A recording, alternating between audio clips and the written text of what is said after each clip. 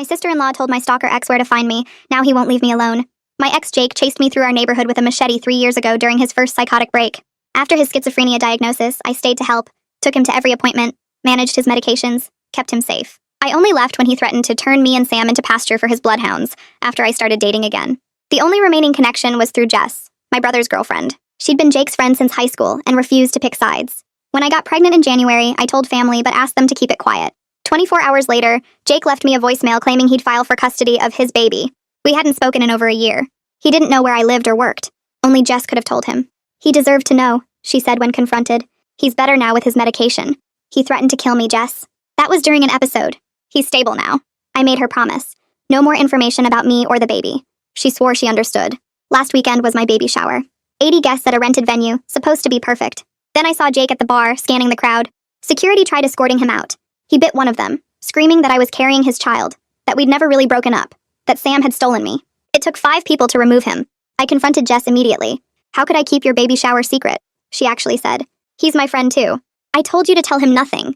I didn't think he'd actually come. I cut her off, told her she was dead to me. My brother begged me to forgive her, said I shouldn't punish him for her mistakes. 2 days later, Jake showed up at my prenatal appointment. Somehow knew exactly when and where. Had to leave through the back while security detained him. Yesterday, he was outside my workplace with flowers, telling everyone he was surprising his pregnant fiancée. I haven't told him anything since the shower. Jess swore when my brother called. I promise. But Jake knew things. My appointment times, Sam's work schedule, which days I was alone. This morning, I found out how. Jake had created a Facebook page. Fighting for my baby, a father's rights story. Hundreds of followers. Photos of me from years ago. Ultrasound images that weren't mine but looked real. Long posts about how I was keeping his child away due to mental health discrimination. The comments were terrifying. People calling me ableist, offering legal advice, some offering to help him rescue his baby. One comment stood out. Stay strong, Jake. The truth always comes out. Jess Maxwell. I screenshot everything and called my brother. Your girlfriend is publicly supporting my stalker. That's not, she wouldn't. I sent the screenshots. Silence. An hour later. I went through her phone. She's been messaging him for months, sending photos from family events, your ultrasound pictures, Sam's work schedule. Oh my God. She's been feeding his delusions. Telling him you still love him, that Sam is controlling you, that once the baby's born you'll come back. I dropped the phone. There's more. She had a draft message ready to send with your home address and the hospital where you're delivering. Your due date's in 2 weeks. Where is she now? She left an hour ago, said she was meeting a friend. My phone buzzed. Unknown number. A photo of Jess and Jake at a coffee shop, looking at something on his phone. Maps. Another text. Your sister-in-law is very helpful. See you soon, both of us. Sam grabbed his keys. We're leaving. Now. As we packed, Jess called, crying. I'm sorry. I thought if he just saw you, talk to you, he'd accept reality. I didn't know he'd bring people. What people? There's a van outside your house. Men from some father's rights group. They have cameras. They're live streaming. Jake told them you're about to flee with his baby. I looked outside. White van pulling up. Jake got out first, followed by 5 men with cameras and signs reading, Fathers have rights, and stop parental alienation. The whole internet is watching, Jess sobbed. Thousands of viewers. They think you're the villain. The doorbell rang. Police! Someone shouted. But something was off about the voice. Sam checked his phone. The live stream showed our front door. The title, Liv, confronting my baby's kidnapper. She can't hide anymore. Jake was speaking to the camera. She's inside with the man who stole her from me. They're planning to run away with my child. We're here to stop a kidnapping in progress. The door shook. They were trying to force it open. Sam dialed 911, but the live stream chat was faster. Someone had already called reporting a woman holding a baby hostage. The police will side with them, I whispered. They think I'm the criminal. Another bang at the door. The frame cracked. Then I heard something that made my blood freeze. A voice from the back of the house. I'm in. Back door was unlocked. It was Jake. He was already inside. Sam grabbed my arm and pulled me toward the front door as Jake's voice came from somewhere in the back of the house. He was calling my name in this sing-song way that made my skin crawl, like we were playing some kind of game.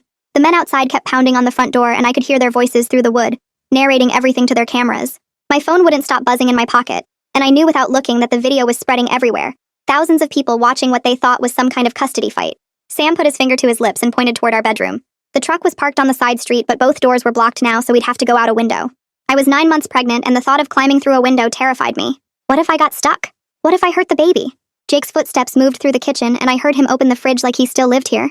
He called out that he just wanted to talk, that we could work this out like a family, and his voice sounded so normal it was almost worse than if he'd been yelling. We made it to the bedroom just as the front door started to splinter. Sam pushed the window open and went through first, landing in the bushes below. He reached back up for me and I tried to fit my belly through the frame. For a second I thought I wasn't going to make it, but Sam grabbed my arms and pulled while I pushed with my legs. Behind me, I heard Jake realize we were escaping, and his voice changed completely. He started screaming that I couldn't take his baby away, that I was a kidnapper, that he had rights. My shirt caught on something and tore as Sam pulled me through.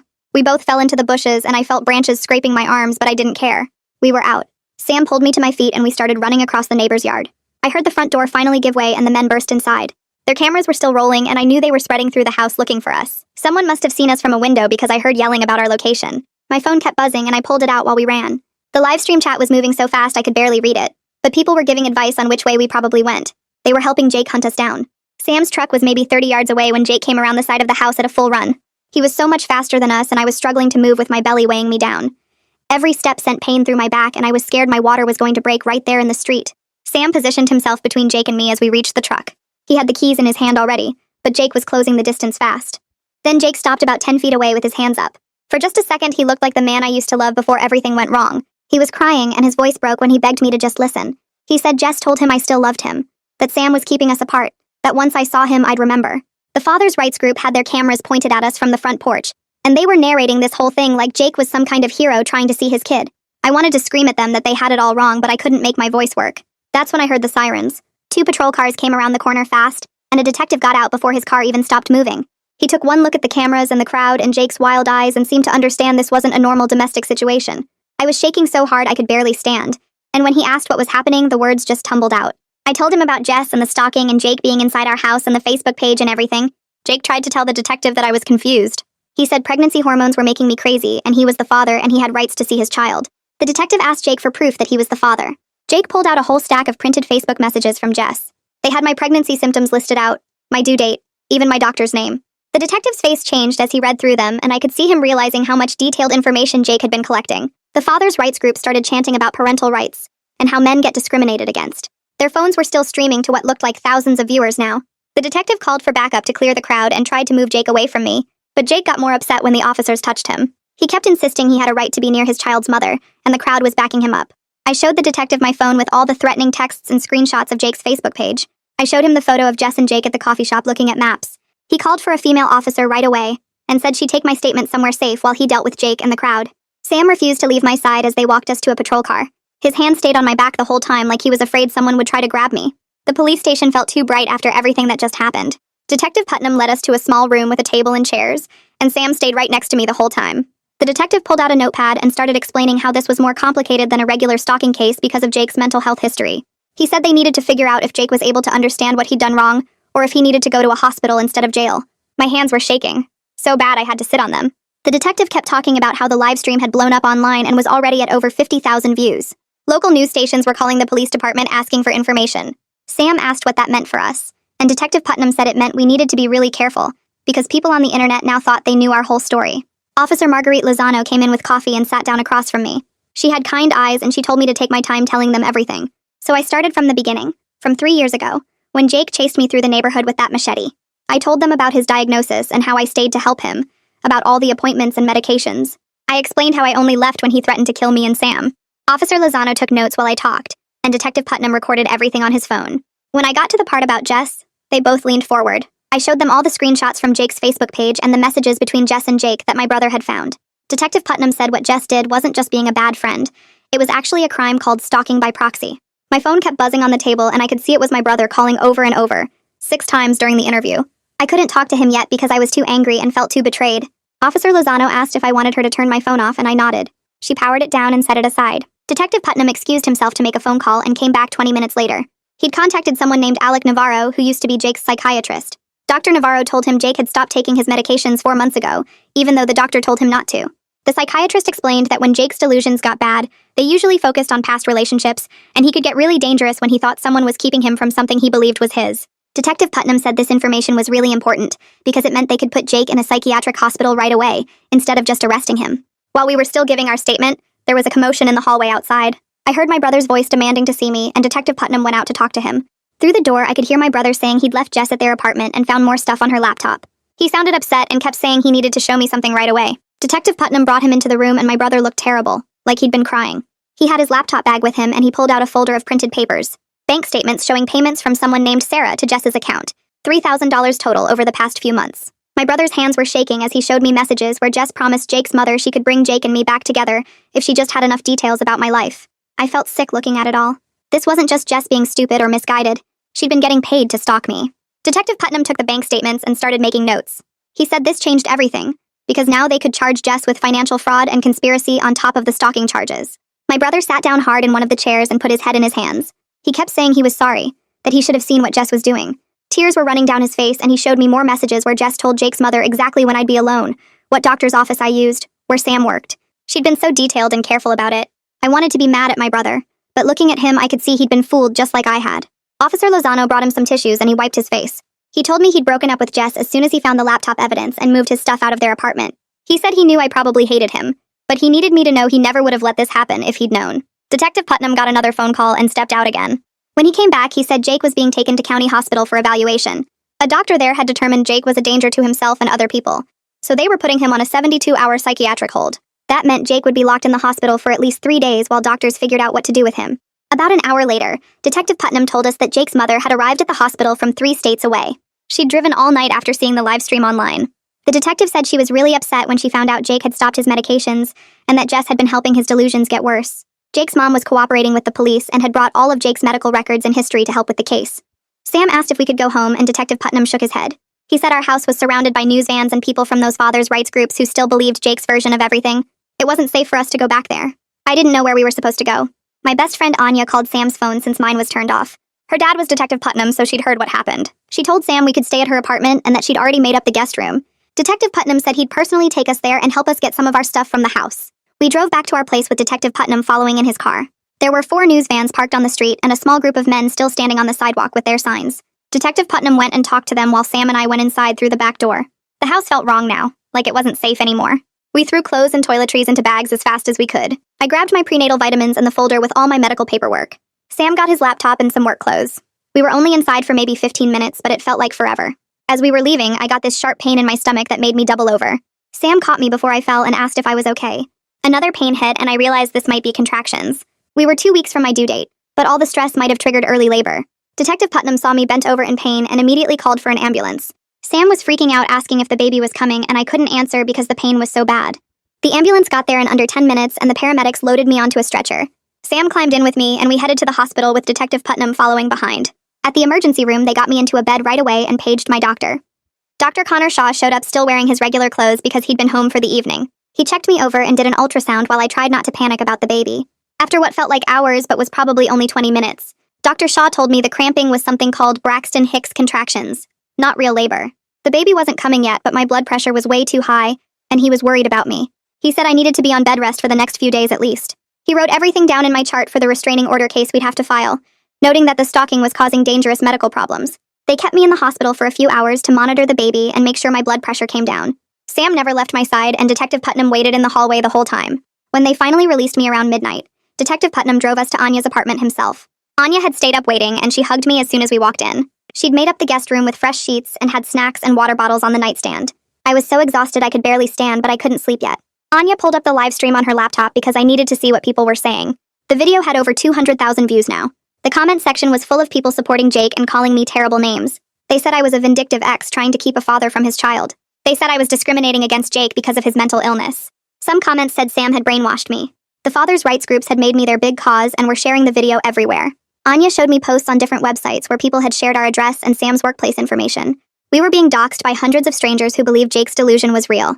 Some of the comments were scary, people saying they hoped someone would rescue the baby from me. Sam took the laptop away and closed it.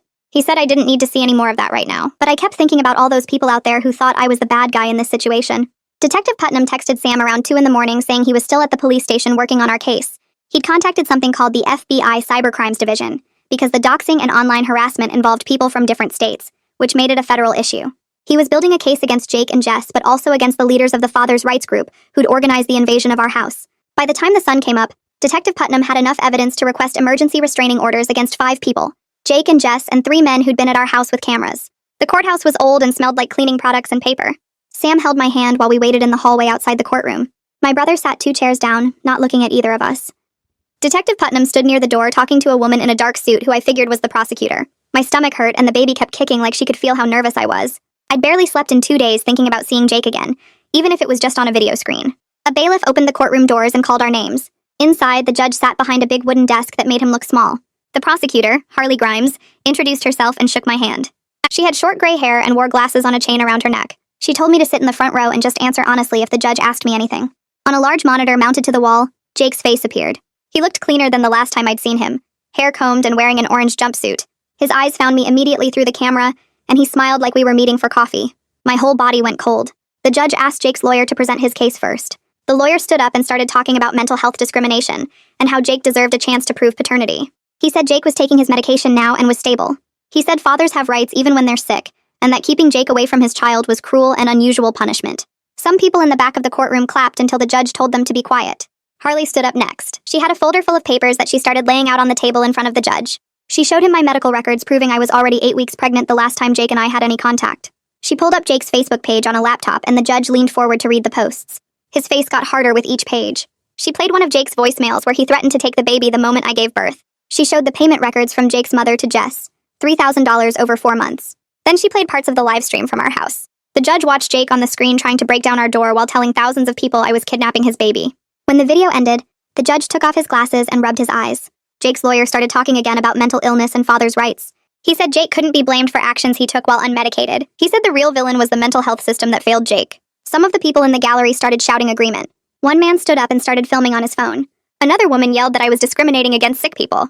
The judge banged his gavel 3 times and told everyone to be quiet or leave. When they didn't stop, he ordered the bailiff to clear the courtroom. It took 10 minutes to get everyone out.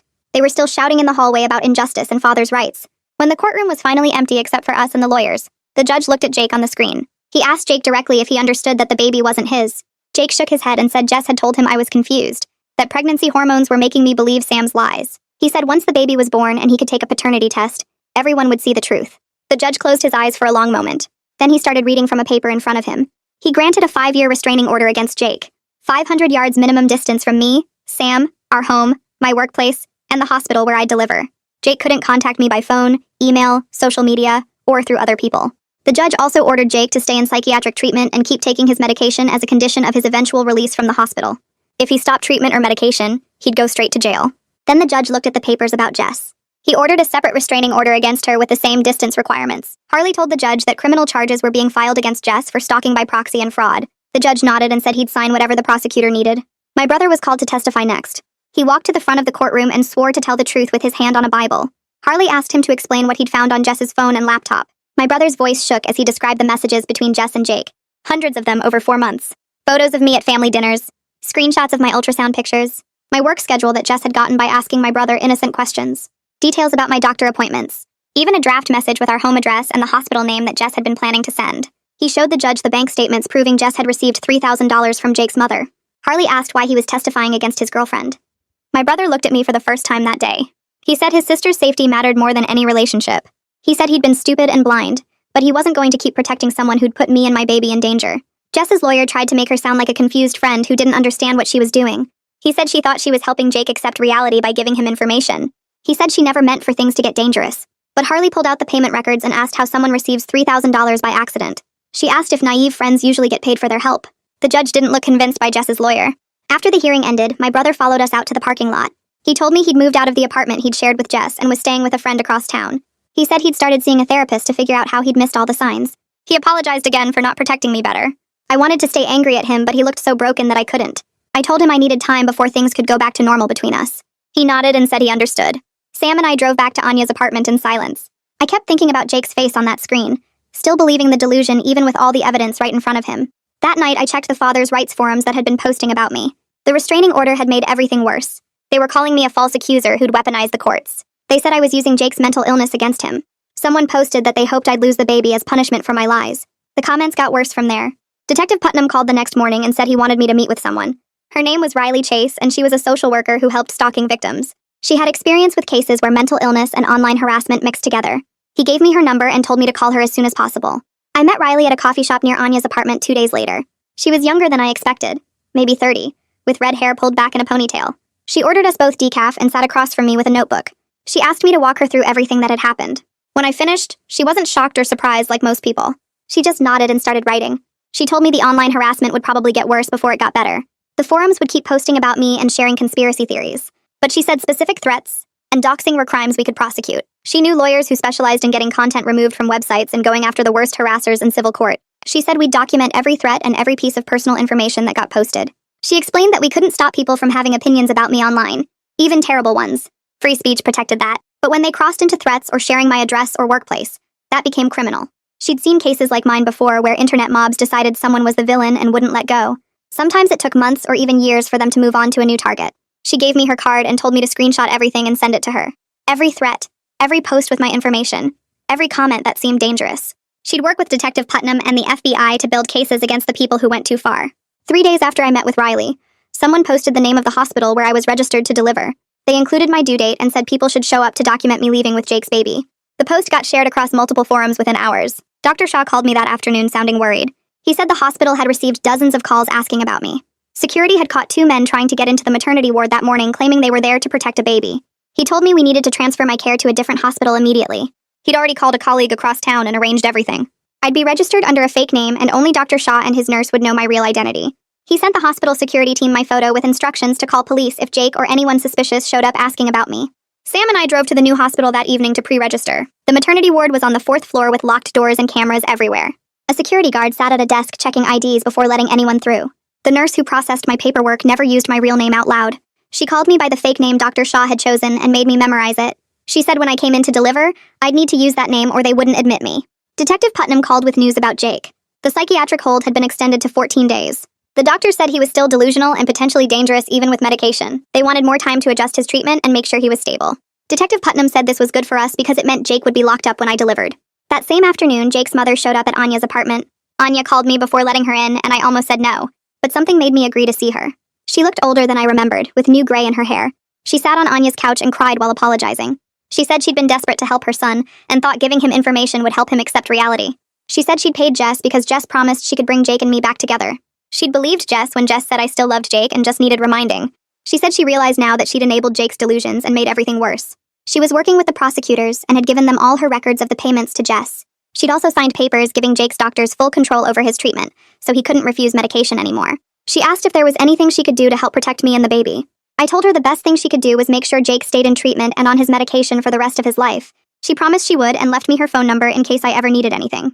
2 days after Jake's mother left, Sam and I met with a real estate agent named Jonathan, who specialized in secure apartments. He showed us 3 buildings across town, each one farther from our old neighborhood, and the memories of that terrible night. The first place had a doorman, but the windows felt too exposed, facing a busy street where anyone could stand and watch. The second had better security, but the rent made Sam's face go pale when Jonathan quoted the monthly cost. The third building sat on a quiet block with a gated entrance, cameras covering every angle, and a lobby guard who checked IDs before letting anyone past the front desk. The apartment itself was smaller than our house, just 2 bedrooms on the 4th floor, but the moment I walked in, I felt something I hadn't felt in weeks. Safe. Sam squeezed my hand, and I knew he felt it too. Jonathan pulled out the paperwork and started explaining deposits and lease terms, while I calculated how much we'd need to move in.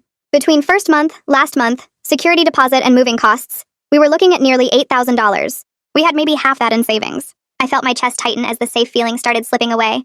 Jonathan must have seen my face change because he paused mid-sentence and asked if we needed a minute to discuss finances. Sam started to say we'd need to think about it when my phone rang. Detective Putnam. He asked where we were and I told him about the apartment hunting. He was quiet for a second, then said he might be able to help with the costs through a victim assistance program the county ran for people whose homes had been compromised by stalkers. He said he'd already started the paperwork after seeing our situation and thought we'd qualify for up to $10,000 in moving expenses. The relief made me dizzy. Sam took the phone and got the details while I sat on the apartment's empty living room floor, one hand on my belly where the baby was kicking. Jonathan gave us an hour to sort things out and stepped into the hallway. Detective Putnam connected Sam with someone from the Victim Services Office who confirmed they could expedite our application, given the urgency and the online threats. By the time Jonathan came back, we were signing the lease. My brother called that evening asking to meet somewhere neutral to talk. I almost said no, still angry about Jess and how long he'd let her access to our family continue. But Sam reminded me that my brother had been the one to finally expose what Jess was doing, that he'd given prosecutors everything they needed. We agreed to meet at a coffee shop near Anya's apartment the next morning. He was already there when I arrived, sitting at a corner table with 2 cups in front of him. He'd ordered my usual decaf now because of the pregnancy, and the small gesture made my throat tight. He stood when he saw me but didn't try to hug me, just gestured to the chair across from him. We sat in awkward silence for a minute before he started talking. He said he'd moved out of the apartment he'd shared with Jess, couldn't stand being in the space where she'd plotted against me. He'd cut off all contact with her and changed his number so she couldn't reach him. He was cooperating fully with the prosecutors, had given them his testimony about finding the messages on her phone and the payments on her laptop. He said he knew sorry wasn't enough, that he should have seen what she was doing sooner. Should have questioned why Jake always seemed to know things only family should know. His voice cracked when he said he'd chosen his relationship over his sister's safety, and he'd have to live with that. I let him finish before I spoke. I told him I appreciated his testimony and his cooperation with the police, that those actions mattered. But I also told him I wasn't ready to go back to how things were before, wasn't ready to trust him the way I used to. He needed to understand that rebuilding what we had would take time, maybe a long time, and I couldn't promise we'd ever get all the way back. He nodded and wiped his eyes with his sleeve. He said he understood, that he'd spend however long it took proving he was trustworthy again. He asked if he could at least know when the baby was born, if there was a way to be part of his niece's life even from a distance. I thought about it for a minute, watching him sit there looking more broken than I'd ever seen him. I said maybe, eventually, but right now I needed space to feel safe and prepare for the baby without worrying about information leaking. He accepted that without argument, just asked me to let him know if I ever needed anything. We finished our coffee in silence and he walked me back to my car, keeping his distance like he was afraid to get too close. 1 week before my due date, I woke up at 3 a.m. with pain that felt different from the cramping I'd been having. Sharper, deeper, radiating from my lower back around to my stomach. I lay there for a minute trying to decide if it was just more stress contractions, but then I felt wetness between my legs, and when I turned on the lamp, the sheets were spotted with blood. I shook Sam awake and his eyes went wide when he saw the blood. He was out of bed and grabbing his keys before I could even sit up, helping me into sweatpants and shoes while calling the hospital to tell them we were coming. The drive felt endless even though the new hospital was only 15 minutes away. Every bump in the road sent fresh waves of pain through my abdomen, and I kept one hand pressed against my belly, feeling for the baby's movements. She was still kicking, but the movements felt different, more frantic. Sam ran 2 red lights and I didn't tell him to slow down. Dr. Shaw met us in the emergency entrance, already in scrubs like he'd been waiting. A nurse brought a wheelchair and they rushed me through hallways I didn't recognize to a room with monitors and equipment everywhere. Dr. Shaw examined me while explaining what he was checking for. His voice calm but his movements quick and precise. After a few minutes, he pulled back and told Sam to sit down. He said the stress had caused a partial placental abruption, which meant the placenta was starting to separate from my uterus wall. It wasn't a complete separation yet, but it was dangerous. Could get worse fast, could cut off oxygen to the baby or cause me to bleed too much. My whole body went cold. I asked if the baby was okay, and Dr. Shaw said, "For now, yes. Her heart rate was strong and she was moving well, but we needed to act quickly." He said he was going to give me medication to try to stop the bleeding and stabilize the situation, but I'd need to stay in the hospital on complete bed rest. If the bleeding got worse or the baby showed signs of distress, they'd have to deliver immediately by emergency surgery. Sam's hand found mine and gripped hard. I thought about everything Jake had done, all the fear and stress he'd put us through and how now it might cost me my baby. The anger felt like fire in my chest, but I pushed it down because I needed to stay calm for her. Dr. Shaw started an IV and gave me the first dose of medication while nurses hooked me up to monitors that tracked my contractions and the baby's heartbeat. The sound of her heartbeat filled the room, steady and strong, and I focused on that sound while the medication worked, and the pain slowly started to ease. Dr. Shaw came back 2 hours later with test results and an ultrasound machine. He did a full scan of the baby and the placenta while explaining what he was seeing on the screen. The separation was small, he said, and the medication had stopped it from getting worse. The baby looked healthy, good size and position, strong heartbeat and movements. But he said I couldn't go home, needed to stay in the hospital under observation for at least 24 hours to make sure the bleeding didn't start again. After that, if everything stayed stable, I could go home but only on complete bed rest until delivery. No getting up except to use the bathroom, no stress, no visitors except Sam, and absolutely no exposure to anything related to Jake or the case. He said my body had been through too much and we needed to give the baby every possible chance to develop a little longer. But he also said we couldn't wait for natural labor anymore. The risk was too high. He wanted to schedule a controlled induction for 3 days from now, which would put me at 37 weeks. Not full term, but close enough that the baby should be fine, and the controlled environment would let them monitor everything and act fast if complications developed. I agreed immediately, just grateful there was a plan that might keep both of us safe. Dr. Shaw left to set up the induction schedule while Sam pulled a chair next to my bed and held my hand. A nurse came in to brief me on the bed rest rules and what to watch for, any new bleeding or pain or changes in the baby's movement. She also said the security team had been updated about my extended stay and the upcoming delivery. My photo and fake name were distributed to every staff member on the maternity floor, with instructions that I was a high-risk patient with a security situation. No one would be allowed into my room without showing ID to the guard posted outside my door. No information about me would be given out over the phone or to anyone who came asking. When the baby was born, she'd be registered under the fake name too until we could safely leave the hospital and update the records. The level of precaution should have made me feel paranoid, but instead it made me feel protected. These people were taking the threat seriously, doing everything they could to keep Jake and his supporters away from us. Detective Putnam called that afternoon with news about Jess that made my blood pressure spike enough to set off the monitors. A nurse came rushing in, and I had to take deep breaths and think calm thoughts until the numbers went back down before Detective Putnam would continue. He said Jess had violated her restraining order by creating a fake social media account under a different name to contact my brother. She'd sent him messages claiming she was pregnant with his child and needed to talk urgently, that she had important information about Jake he needed to hear. My brother had immediately screenshot everything and called the police instead of responding. Detective Putnam said they'd traced the account back to Jess within hours and arrested her at her parents' house where she'd been staying since making bail. Her bail was revoked and she was now in county jail awaiting trial. He said the violation showed she couldn't be trusted to follow court orders, and the prosecutor was using it to argue she should stay locked up until her trial date. I asked if she was really pregnant, or if that was just another manipulation. Detective Putnam said as far as they knew it was a lie, just another attempt to get my brother to break his silence and give her information she could pass to Jake. The coldness of it stunned me. Even facing criminal charges and a restraining order, Jess was still trying to help Jake, still trying to get access to information about me and the baby. Sam asked what would happen if she kept trying to make contact from jail, and Detective Putnam said they were monitoring her calls and mail, that any attempt to reach out to me or my family would add more charges. He said to focus on staying calm and healthy for the baby, that Jess couldn't hurt us anymore from behind bars. 2 days later, Detective Putnam called again with different news, this time about Jake. He said Jake had undergone another psychiatric evaluation as part of the court process, and something unexpected had happened. Jake had a moment of clarity where he acknowledged he wasn't the baby's father. His doctor told Detective Putnam that the new medication combination was finally working, that Jake's delusions were breaking down and he was starting to see reality. He'd apparently broken down crying during the evaluation, apologizing for everything he'd done and saying he didn't know why he'd believed the baby was his. The doctor was cautiously optimistic that with continued treatment, Jake might maintain this insight, but he also warned that Jake's grasp on reality was still fragile, that if he stopped taking his medication again, the delusions could come back just as strong. Detective Putnam said the court was taking this into account, and instead of releasing Jake to outpatient treatment, they were ordering him to a long-term psychiatric facility, where he'd live full-time and his medication would be supervised. He'd stay there for at least a year, possibly longer depending on his progress, and he couldn't leave without court approval. I asked if that meant he'd be locked up during the baby's birth and first months of life. Detective Putnam said yes, that by the time Jake was even eligible for evaluation for release, my daughter would be over a year old, and we'd have had time to establish our new life without him hovering over us. The relief was physical, like a weight lifting off my chest. Sam asked about the restraining order, and Detective Putnam said it would remain in effect regardless of Jake's treatment progress, that even if he got better, he wouldn't be allowed near us without my explicit permission. I said I couldn't imagine ever giving that permission, and Detective Putnam said that was completely my right. Harley Grimes, the prosecutor handling both Jake and Jess's cases, called me directly the next day to update me on the formal charges. Against Jake, she'd filed stalking charges, criminal trespass for breaking into our house, making terroristic threats for the things he'd said in his voicemails and messages, and violating the protective order for the baby shower incident and the workplace ambush.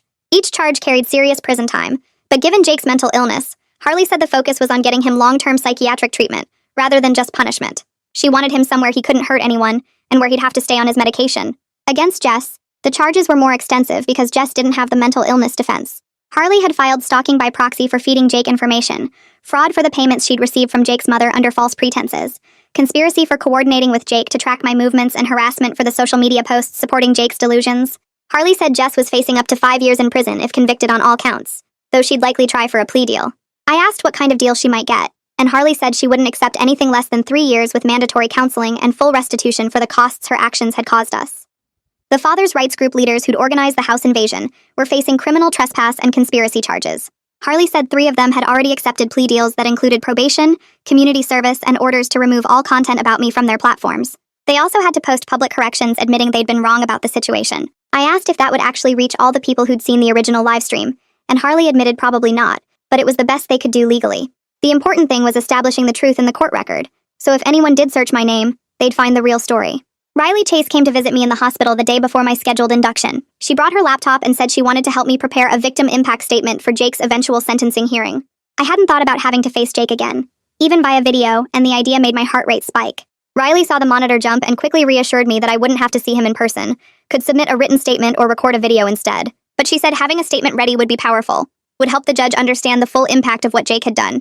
We spent 2 hours working on it, Riley helping me organize my thoughts and focus on specific facts rather than just anger.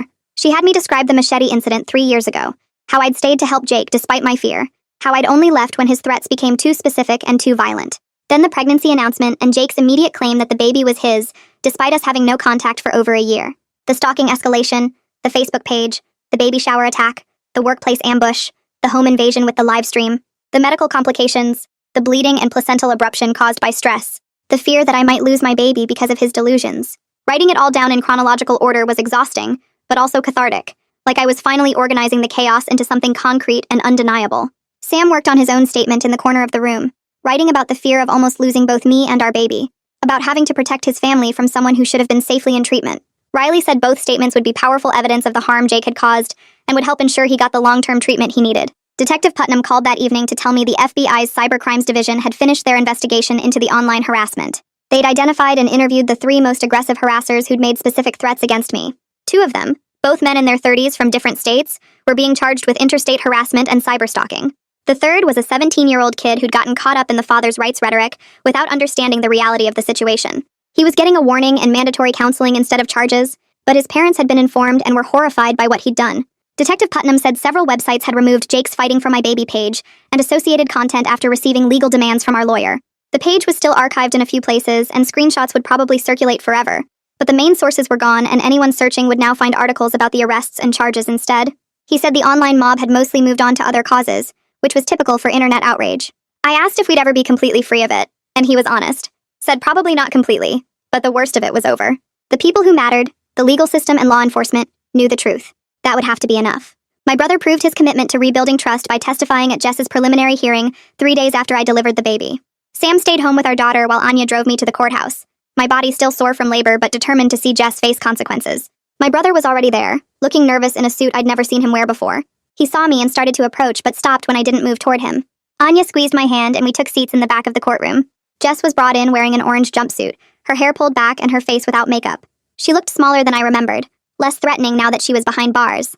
The preliminary hearing was just to determine if there was enough evidence to proceed to trial, but Harley Grimes was thorough, presenting every piece of evidence methodically. My brother took the stand and testified about finding the messages on Jess's phone, the payments on her laptop, the draft message with our address and hospital information. He described how Jess had lied to him for months, had used their relationship to gain access to family information she then sold to Jake's mother, and fed to Jake himself.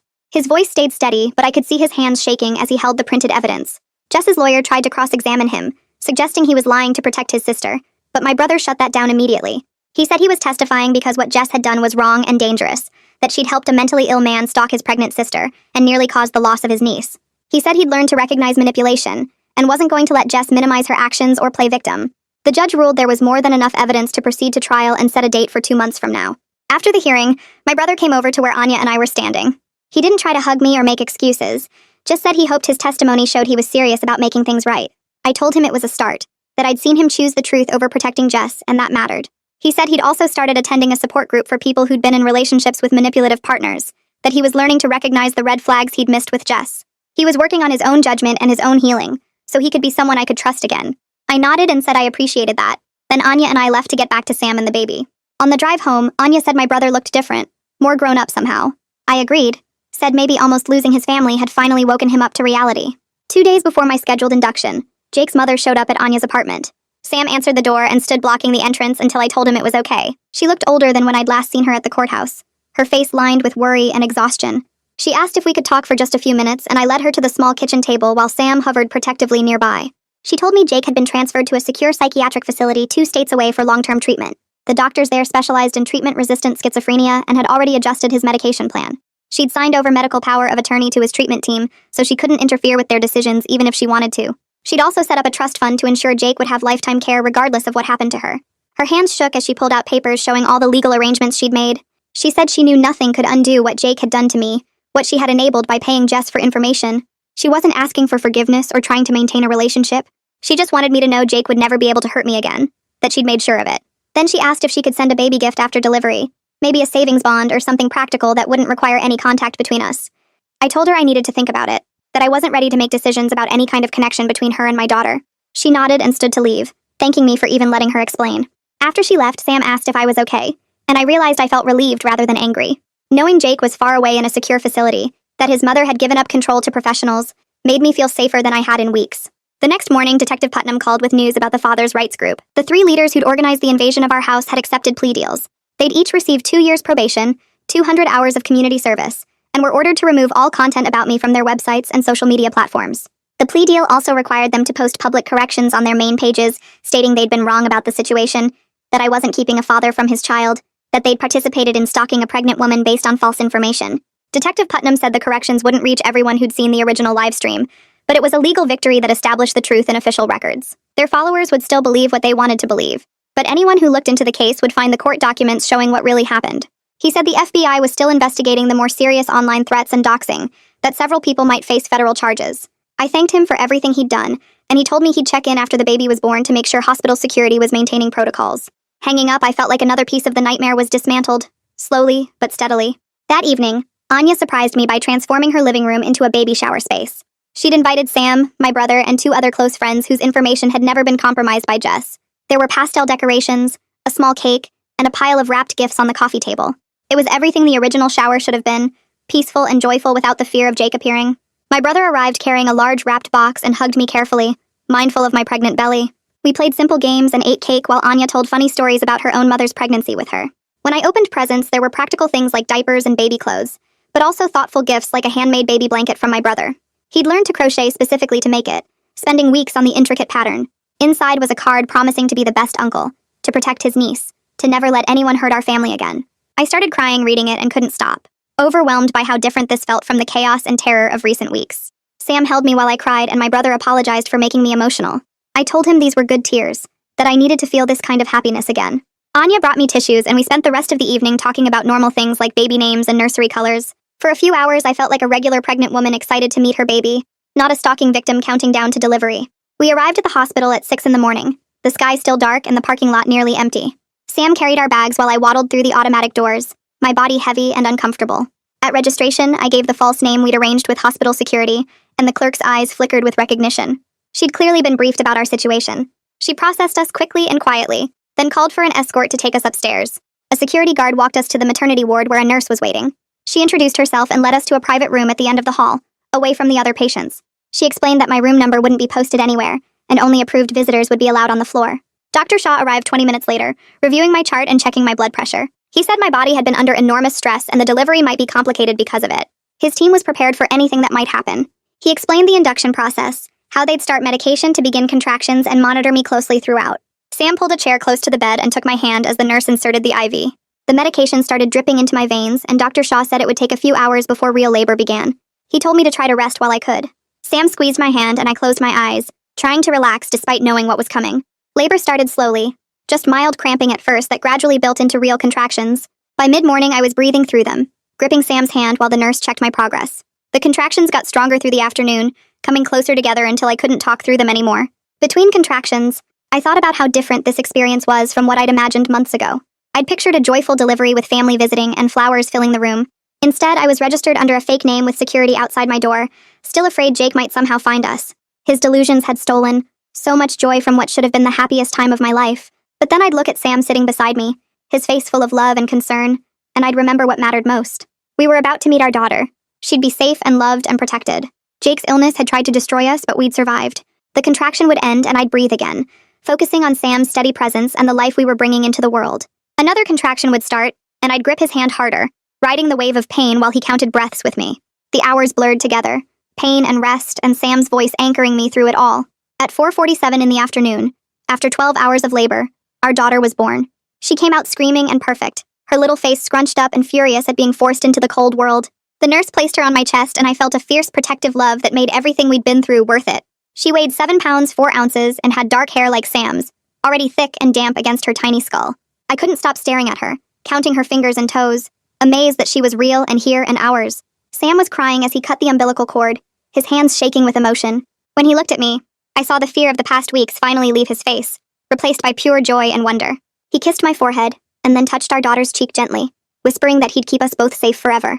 The nurse took her to clean and weigh her while Dr. Shaw finished the delivery. When they brought her back wrapped in a hospital blanket, Sam held her for the first time, and I watched him fall completely in love. He rocked her gently, and told her about all the things he'd show her, all the ways he'd protect her, all the love she'd have. I was exhausted and sore, but happier than I'd ever been. Hospital security kept strict watch during our 2-day stay. No visitors were allowed except my brother and Anya, who came separately and had to show ID before being escorted to our room. The nursing staff used the false name on all paperwork, and my room number wasn't posted on any board or door. Every nurse who entered checked our wristbands and confirmed our identities before providing care.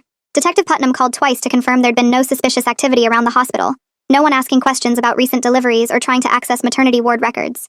He said Jake's supporters online had mostly moved on to other causes, though a few diehards were still posting conspiracy theories. He'd alerted hospital security about specific usernames to watch for. My brother visited the evening after delivery, bringing flowers and a stuffed animal for his niece. He held her carefully, tears streaming down his face as he told her he'd always protect her. Anya came the next morning with a care package full of snacks and magazines, sitting with me while Sam went to the cafeteria. She said I looked tired but happy, that she'd been so worried during the stalking. but seeing me now with my daughter made her believe everything would be okay. On our second day in the hospital, Detective Putnam visited in person. He looked serious as he closed the door behind him, and I felt my stomach drop, afraid of what news he was bringing. He sat down and told us Jake's psychiatric team had made a significant discovery. While going through Jake's belongings at the facility, they'd found journals detailing his growing delusions about me. He'd been writing for months about how we were meant to be together, how Sam had stolen me, how the baby was his despite all evidence otherwise. The journals showed clear premeditation even within his psychosis. He'd been planning to confront me, to take me back, to raise the baby as his own. What made it worse was evidence that he'd been hiding his medications for months before the stalking got bad. The journals mentioned crushing pills and faking swallowing them, deliberately avoiding treatment because the voices told him the medication was keeping us apart. The psychiatric team said this explained his rapid deterioration from stable to dangerous. It also meant his actions weren't just spontaneous breaks from reality, but calculated behavior driven by untreated delusions. Detective Putnam said this evidence strengthened the criminal case considerably. It showed Jake had capacity to plan and deceive even while delusional, which would matter during sentencing. He asked if I wanted to read the journals, and I said no immediately. I didn't need to see inside Jake's broken mind. I just needed to know he couldn't hurt us anymore. The next afternoon, Harley Grimes called with an update on Jake's case. His lawyer was negotiating a plea deal that would send him to a psychiatric prison facility for a minimum of 5 years with mandatory treatment. The facility specialized in mentally ill offenders and had strict protocols for medication compliance. After 5 years, Jake could only be released if doctors certified he was no longer a danger, and he demonstrated consistent medication compliance. If he stopped taking medication or showed signs of deteriorating, he'd remain confined indefinitely. Harley said the plea deal was the best outcome we could hope for, because it guaranteed long-term treatment while keeping Jake away from us. A trial would be risky and might result in a shorter sentence if the jury sympathized with his mental illness. The plea deal also avoided me having to testify in detail about everything that happened. I told her I supported the deal because I wanted Jake to get help, not just punishment. I didn't hate him for being mentally ill. I hated what his untreated illness had done to all of us. If 5 years of treatment could help him, if it could prevent him from hurting someone else in the future, then that mattered. Harley said she'd finalize the deal and schedule a plea hearing for next month. I'd have the option to submit a victim impact statement but wouldn't have to appear in person if I didn't want to. I thanked her and hung up feeling relieved that this part was moving toward resolution. A few days after we brought our daughter home, Harley called again about Jess's case. Her trial date was set for 2 months from now, but her lawyer had approached prosecutors about a plea deal. Jess was willing to plead guilty to all charges in exchange for a 3-year sentence with possibility of parole after 18 months. The deal would also require her to pay restitution for our therapy costs and moving expenses, plus complete a mental health program addressing her manipulation and boundary issues. My brother called right after Harley did. His voice strained as he asked what I thought about the plea deal. He said part of him wanted Jess to face a full trial and maximum sentence for what she'd done, but another part just wanted it over, so we could all move forward. I told him I supported the plea deal if it included the restitution and mental health treatment. Jess needed to face real consequences, but she also needed help understanding why what she did was so wrong. 3 years was significant time, and the restitution would take her years to pay off. My brother was quiet for a moment, then said he'd tell prosecutors we supported it. He added that he'd started dating someone new, taking things very slowly, being careful about red flags. He said therapy was helping him understand how Jess had manipulated him, and how he'd ignored warning signs. I told him I was proud of him for doing that work, and he thanked me before hanging up. The new apartment building felt like a fortress compared to our old house. Sam carried our daughter through the lobby while I followed with the diaper bag, my legs still wobbly from 2 days in the hospital. The doorman nodded at us and made a note in his log. Cameras tracked our movement from 3 different angles. Sam had already given the building manager photos of Jake and Jess with strict instructions not to let them pass the entrance under any circumstances. The elevator ride to the 4th floor felt safe in a way I hadn't experienced in months. Sam unlocked our door and I stepped inside to find the nursery completely set up. Anya had helped him arrange everything while I was in labor. The crib sat against the far wall with a mobile hanging above it. My brother had assembled the changing table and stocked it with diapers and wipes. Everything was ready for us. I settled into the rocking chair with my daughter and felt my shoulders drop for the first time since Jake had broken into our house. The windows had security locks. The door had a deadbolt and chain. Nobody could get to us here without going through multiple layers of protection. Sam sat on the floor next to the chair and put his hand on my knee. Our daughter made small sleeping noises against my chest. This was what safety felt like. The first night home, she woke up every 2 hours. Sam and I took turns stumbling to the nursery in the dark, changing diapers and warming bottles. By morning, we were both exhausted, but neither of us complained. This was normal new parent exhaustion, not the crushing fear that had defined my pregnancy. My daughter needed me, and I could focus on her without constantly looking over my shoulder. The second day, my brother called before coming over. He asked if noon worked, and I said yes. He arrived with a gift bag full of baby clothes and a card that made me cry. He held his niece for an hour while she slept, his face soft with wonder. When he handed her back, he thanked me for trusting him enough to visit. I told him he was earning it back slowly. He nodded and said he understood. The third day, Anya stopped by with groceries and stayed to help me figure out the baby swing. She didn't ask about Jake or Jess. She just focused on making sure I had everything I needed. By the end of the first week, I'd established a routine. Feed the baby, change the baby, try to sleep when the baby slept. Sam went back to work but came home for lunch every day to check on us. My brother visited every other day, always calling first and never staying too long. He was patient with my wariness, never pushing for more access than I was ready to give. He'd bring coffee or dinner and hold his niece while I showered or napped. I could see how much he loved her already. His eyes would get wet when she grabbed his finger. Detective Putnam called on day 8 to tell me the investigation was officially closed. Jake was in custody at the psychiatric facility, and Jess was in county jail awaiting trial. All the evidence had been collected and processed. The father's rights group members who'd invaded our house had accepted plea deals. The online harassment campaign had been documented for potential federal charges. Everything was wrapped up from a police perspective. He asked if he could stop by to meet the baby and bring a gift. I hesitated, but Sam said it was fine, so I agreed. Detective Putnam arrived the next afternoon with a stuffed elephant and a card. He held my daughter carefully, like she was made of glass. He told us he'd worked hundreds of stalking cases over his career, but ours stood out because of how the mental health issues and online components had intersected to create such a dangerous situation. He said he was using our case as a training example for other officers. He wanted them to understand how social media could amplify delusions and create mob behavior that made victims even more vulnerable. He thanked us for being cooperative witnesses and said the documentation we'd provided had made building the case much easier. Before he left, he reminded us that the restraining orders were in place and being monitored. If Jake or Jess violated them, he'd know immediately. Riley called every week to check on me. She asked how I was sleeping and whether the nightmares had gotten better. I admitted they hadn't. I kept dreaming that Jake was in the apartment, that he'd gotten past all the security somehow. I'd wake up convinced I heard footsteps in the hallway. Sam would turn on all the lights to show me we were alone and safe. Riley said what I was feeling was normal after sustained trauma. She called it hypervigilance. My nervous system was still in protection mode even though the actual threat was gone. She taught me grounding techniques to use when the anxiety got bad. 5 things I could see, 4 things I could touch, 3 things I could hear, 2 things I could smell, 1 thing I could taste. She said it would help my brain recognize I was in the present moment, not back in the dangerous past. She also taught me how to separate real threats from trauma responses. The doorbell ringing didn't mean Jake had found us. It meant the delivery person had arrived with diapers. My brother calling didn't mean something was wrong. It meant he wanted to visit his niece. Slowly, I was learning to distinguish between actual danger and my body's overreaction to normal stimuli. Riley said it would take time, but I would get better at it. She also helped me process the guilt I felt about my daughter being born into all this chaos. I kept thinking she deserved a mother who wasn't constantly afraid, who could enjoy her without jumping at every sound. Riley reminded me that I'd protected my daughter through everything. I'd kept her safe when she was most vulnerable. That was what mattered. 2 weeks after bringing my daughter home, I drove to Harley's office for Jake's plea hearing. She'd set up a video conference so I wouldn't have to go to the courthouse. I sat in her conference room with Sam beside me and watched Jake appear on the screen. He looked different. His hair was cut short and he wore clean clothes. His eyes were clear instead of wild. The medication was working. His lawyer spoke first, explaining that Jake was accepting full responsibility for his actions and pleading guilty to all charges. Then Jake spoke directly to the camera. He said he was sorry for everything he'd put me through. He said he understood now that his delusions had made him dangerous, and that he'd refused to acknowledge his illness for too long. He said he was committed to staying on his medication and participating in treatment. He asked me to forgive him someday, though he knew he didn't deserve it. His psychiatrist testified next. She explained that Jake had been experiencing a prolonged psychotic episode triggered by medication non-compliance. She said he now had insight into his delusions and was working hard in therapy to understand what had happened. She recommended the psychiatric prison facility because Jake needed long-term structured treatment with accountability. The judge asked me if I wanted to speak. Harley had prepared a victim impact statement for me, but I decided not to read it. I just said I supported the plea deal because I wanted Jake to get help. The judge accepted the plea and sentenced Jake to 5 years in the psychiatric facility with mandatory treatment. He could only be released if doctors certified he was stable and no longer dangerous. If he stopped taking medication or showed signs of deteriorating, he'd stay confined. Harley said it was the best outcome we could have hoped for. Jess's plea hearing happened the following week. This time I attended in person with Sam and my brother. We sat in the courtroom while Jess was brought in wearing an orange jumpsuit. She looked smaller than I remembered, her face pale without makeup. Her lawyer explained that she was pleading guilty to stalking by proxy, fraud, conspiracy, and harassment. In exchange, she'd receive 3 years with possibility of parole after 18 months. She'd also have to pay back all the money Jake's mother had given her, plus additional money for our therapy costs and moving expenses. The judge asked if she wanted to make a statement. Jess stood up and read from a piece of paper. She said she was sorry for betraying my trust and enabling Jake's delusions. She said she'd convinced herself she was helping Jake by giving him information about me. She thought if he just saw me and talked to me, he'd accept that we weren't together anymore and move on. She admitted she'd taken money from Jake's mother, and that the financial motivation had clouded her judgment.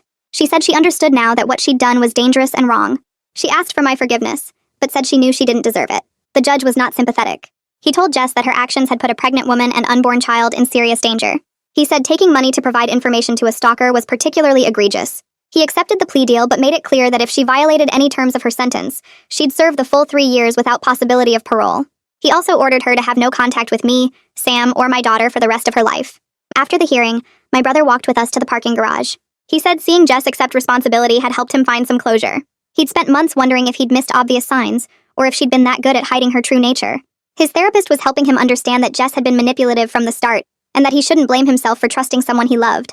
He told us he'd started dating someone new, a woman he'd met at the gym. They were taking things very slowly. He was being careful about red flags and paying attention to how she treated other people. He was applying everything he'd learned in therapy about recognizing manipulation tactics. He asked if he could babysit his niece sometimes. I looked at Sam and then back at my brother. I told him yes, but we'd start with short visits while Sam or I were home. He nodded and said that was fair. He'd proven himself trustworthy over the past 2 months by respecting every boundary I'd set and being honest about his own healing process. He deserved a chance to be the uncle he wanted to be. 3 months passed quickly. My daughter grew and changed every day. She started smiling and making cooing sounds. She slept for longer stretches at night. Sam and I adjusted to being parents. The online harassment that had been so intense during the stalking gradually died down. The father's rights groups moved on to other causes and other people to target. The posts about me were still out there, but they got buried under newer content. Most people who'd believed Jake's story never saw the court records or news articles that told the truth. But enough people did that. The narrative shifted. Riley helped me work with a lawyer to get the worst content removed from search results and social media platforms. We sent legal demands to websites hosting Jake's Facebook page and similar content. Most of them complied rather than face lawsuits. It wasn't perfect, but it was better. I could search my own name without seeing dozens of posts calling me a villain. Sam suggested couples counseling, and I agreed immediately. We'd survived something that destroyed many relationships. We needed help processing the trauma together and making sure we stayed strong. Our counselor met with us every week. She helped us talk about the fear we'd both felt and the ways we'd supported each other through the crisis. She pointed out that we'd communicated well under extreme pressure and trusted each other when it mattered most. Those were foundations we could build on. She also helped us process our individual trauma responses. Sam had nightmares about not being able to protect us. I had panic attacks when unexpected things happened. We learned how to support each other through those moments without taking on each other's anxiety. One night after a session, Sam told me he wanted to marry me. He said he'd been planning to propose before everything happened with Jake, but he'd wanted to wait until we were both healed enough to actually enjoy planning a wedding. He didn't want our engagement to be overshadowed by trauma. I told him I felt the same way. We agreed to wait a little longer, until we felt more settled and peaceful. I took my daughter to her 4-month checkup on a Tuesday morning. Dr. Shaw measured and weighed her, checked her reflexes, asked about her feeding and sleeping patterns. He said she was healthy and developing perfectly. He told me he was proud of how I'd protected her through everything. He said a lot of women in my situation would have gone into premature labor or had serious complications from the stress, but I'd managed to carry her to term and deliver her safely. He said that took real strength. He cleared me to return to work part-time if I wanted, though he recommended continuing therapy to manage any lingering stress. I told him I was thinking about it. Sam and I had talked about me staying home for the first year, but I missed working and having adult conversations that weren't about diapers or feeding schedules. Dr. Shaw said whatever I decided was fine as long as I was taking care of my mental health. He reminded me that postpartum depression could be made worse by trauma, and I should watch for warning signs. I promised I would. I got a call from Detective Putnam 2 weeks later. He said Jake's treatment team reported he was doing well with a new medication mix. Jake was going to therapy every day and talking about what he'd done. The doctor said he understood now that the baby wasn't his, and that he'd hurt me badly. Jake asked his mother to tell me he was sorry. Detective Putnam made it clear that Jake wouldn't be getting out anytime soon, probably not for years, but the doctors thought he might actually get better if he kept taking his medicine. I thanked Detective Putnam and hung up. Part of me was glad Jake was getting help. Part of me still felt angry that it took all this to make him take his medicine seriously. My brother came over that evening after I texted him. We sat on the couch while Sam held the baby in the nursery. My brother looked tired, older than he had a few months ago. He told me he'd been seeing a therapist twice a week to work through everything with Jess. I said I was glad he was getting help. He asked if I'd ever forgive him for not seeing what she was doing. I looked at him for a long time before I answered. I told him I forgave him. He started crying right there on my couch, covering his face with his hands. He said he'd been working so hard to be someone I could trust again, that he knew he'd failed me by not seeing through Jess sooner. I hugged him and told him we'd be okay. We agreed to start having family dinners once the baby was a little older, maybe once a week. He said he wanted to be the best uncle possible. I believed him. 6 months passed faster than I expected. The baby was sitting up on her own and starting to eat solid foods. Anya convinced me to join a mom and baby class at the community center on Tuesday mornings. I was nervous the first time we went. I kept looking over my shoulder in the parking lot, checking to make sure no one was following us. Inside the community center, there were 8 other moms with babies around the same age. We did songs and played with toys on colorful mats. After class, one of the other moms asked if I wanted to get coffee. Her name was Rachel, and her daughter was 2 weeks older than mine. We sat in the coffee shop attached to the community center and talked about sleep schedules and teething. Rachel asked about my daughter's father. I didn't hesitate. I told her about Sam, about how supportive he'd been through everything, about how he was an amazing dad. I didn't mention Jake or the stalking or any of it. For the first time in months, I talked about my family without feeling like I had to defend or explain anything. It felt normal. It felt good. Sam proposed on our daughter's first birthday. We'd had a small party that afternoon with just my brother Anya and a few close friends. After everyone left and we put the baby down for the night, Sam asked me to sit with him in the living room. He got down on one knee right there on our apartment carpet. He said I was the strongest person he'd ever met. He said he wanted to spend the rest of his life making me feel as safe and loved as I made him feel. He said he wanted to be my husband and raise our daughter together and build a real family. I said yes before he even finished talking. I was crying and laughing at the same time. The ring on my finger, and we held each other for a long time. We'd survived the worst thing I could imagine. Everything else felt possible now. We started planning the wedding right away. We decided to keep it small, just 20 people we trusted completely. My brother would walk me down the aisle since our parents had both passed away years ago. Anya would be my maid of honor. Our daughter would be the flower girl, though at 15 months old she'd probably just toddle down the aisle or need to be carried. My brother had started dating someone new, a woman named Claire who worked at the hospital. We'd met her 3 times before we agreed she could come to the wedding.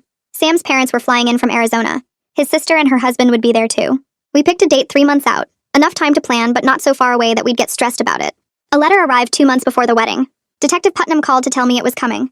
Jake's mother had written to ask if she could see her granddaughter once a year under supervision. I talked to Sam about it for a long time. We called Riley and asked what she thought. Riley said it was completely my choice, but that supervised visits with a grandparent were different from contact with Jake himself. She said if I decided to allow it, we should wait until our daughter was at least 2 years old and set very strict rules. I thought about it for a week. Finally, I told Detective Putnam to let Jake's mother know I'd agree to supervised visits starting when my daughter turned 2. The visits would happen at a neutral location with a social worker present. Jake's mother could not talk about Jake or show pictures of him. If she broke any rules, the visits would stop forever.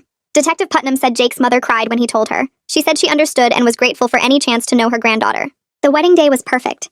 Anya's parents had a big backyard with old trees and a garden. We set up chairs in rows and hung white lights in the branches. 20 people sat and watched as my brother walked me down the grass aisle. Our daughter wore a tiny white dress and my brother's girlfriend Claire carried her, since walking was still an adventure at that age. Sam stood at the front with his best friend from college as his best man. He was crying before I even reached him. My brother gave a speech during the reception about family and trust and second chances. He talked about how he'd almost lost me by not protecting me better, and how grateful he was that I'd forgiven him. Half the guests were crying by the time he finished. Sam and I had written our own vows. We promised to protect each other and our daughter. We promised to talk through our fears instead of hiding them. We promised to build a life based on love instead of letting trauma define us. When we kissed, everyone cheered. Anya watched the baby for our honeymoon. We only went 2 hours away to a bed and breakfast in the mountains, but it felt like a different world. For 3 days, we slept in and ate breakfast in bed and took long walks without checking over our shoulders. We talked about buying a house with a yard someday. We talked about maybe having another baby in a few years when we felt ready. We talked about Sam's job and my plans to go back to work part-time. We didn't talk about Jake or Jess or any of the bad stuff. We just talked about our future, about the life we were building together. On the last night, we sat on the porch and watched the sunset. Sam said he'd never been happier. I realized I felt the same way. We weren't defined by what Jake had done anymore. We were defined by what we'd built together, by the family we'd chosen and protected.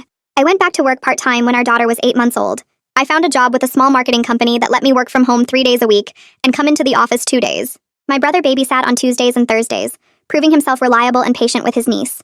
He was good with her, always on time, always following our instructions about naps and feeding. Watching him with her helped me trust him fully again. Sam's career was going well. He got a promotion that came with a raise. We started saving money seriously for the first time, putting away money each month for a down payment on a house. We looked at listings online and talked about what we wanted. A yard for sure, 3 bedrooms so the baby could have her own room and we could have a guest room. A good school district. We weren't in a hurry, but it felt good to have a plan, to be working towards something together. Harley Grimes called me on a Tuesday morning while I was working from home. She said Jake had been moved to a different facility, one that was less secure than where he'd been. I felt my stomach drop. She explained quickly that he couldn't be released for at least 4 more years, probably longer. The restraining order was still active and would be for years. But Jake had done so well with his treatment that the doctors recommended moving him somewhere he'd have more freedom and better therapy options.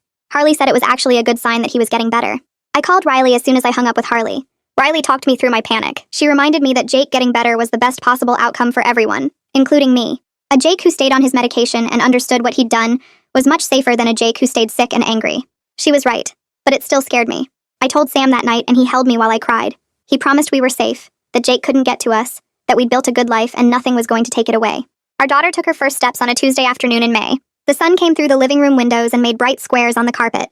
She'd been cruising along the furniture for weeks, holding onto the couch and the coffee table while she moved around the room. Sam and I sat on opposite sides of the living room with maybe 6 feet between us. My brother was there too, sitting on the couch with his phone out.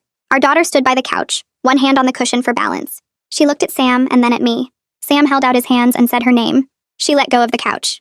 She took one wobbly step, then another, then 3 more before she fell forward into Sam's arms. My brother was crying and filming at the same time.